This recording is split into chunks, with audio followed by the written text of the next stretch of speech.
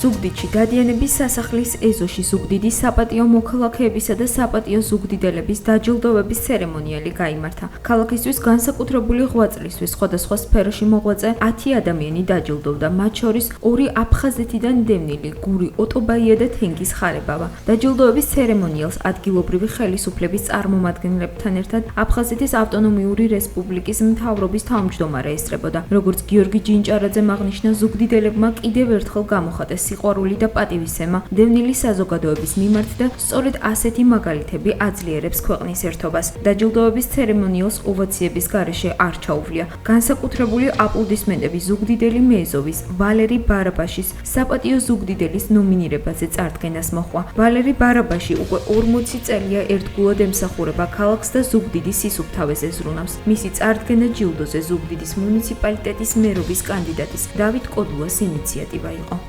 უნიშნულოვანესი და ძალიან ემოციური დღე გქონდა ზუგდიდში, დღე მადლიერების და პატივისცემის იმ ადამიანების მიმართ, რომელთაც გააჩნიათ განსაკუთრებული ღვაწლი ზუგდიდის განვითარებისთვის.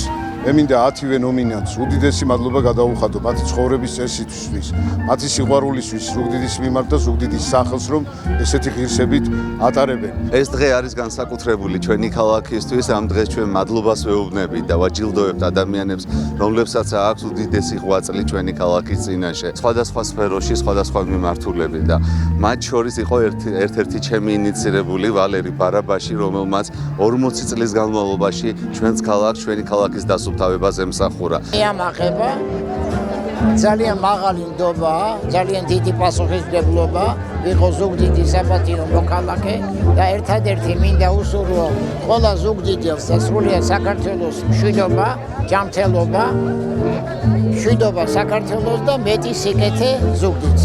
ეს დღე რაღაცა ზღაპარია ჩემს ცხოვრებაში.